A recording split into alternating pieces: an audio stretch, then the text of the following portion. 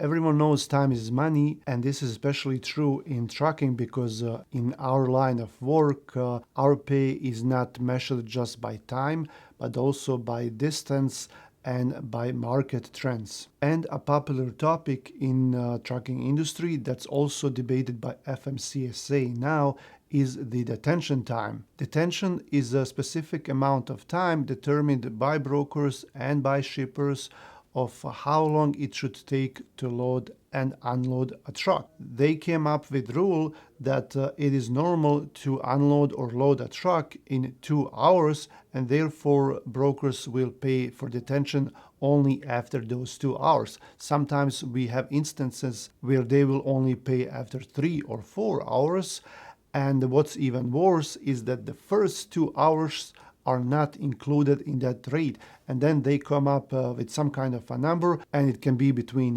$20 and $50 for 1 hour. So paying that little per hour is very offensive to us trucking carriers. Now, what's even worse is that sometimes brokers will not even pay.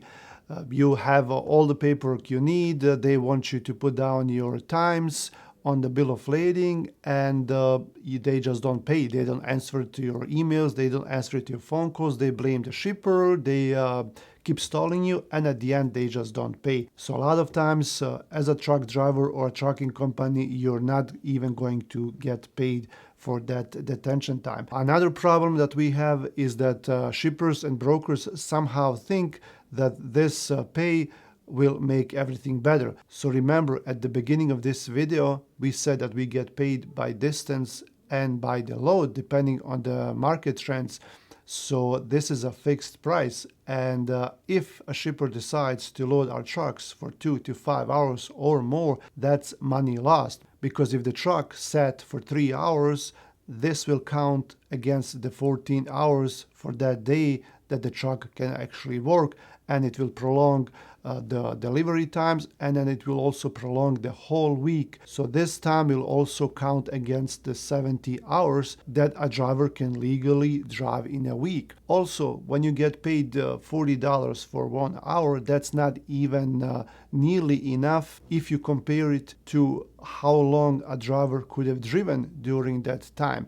So this money does not make everything better. You will get a response from a broker when you tell them, well, my driver has been sitting there for 2 hours, and they will just say, oh yeah, just make a note on the bill of lading on how long you've been sitting there and we'll pay you detention. No problem. We don't want your detention. You know, if you're a broker, just please understand this. I don't want your detention. That's the original idea. If the truck has been stalled there, stranded for a few hours, then yes, it would help. Your detention would help. But that's not the original idea. That's not my intention to get your detention. My intention is to get that truck loaded in 1 hour or less and get it on the road. That's the perfect scenario. So your detention will not make anything better. And like I said, a lot of times I will not even get the detention, and therefore the driver will not get detention either, unless me as a carrier decide, well, you know, let's pay the driver because the driver has been sitting, and it's fair to pay the driver no matter whether I have been paid or not. Thanks for watching. Make sure you subscribe to the channel. Come back for more. Check out neverstoptruck.in for our courses, our downloads, and everything else that I offer.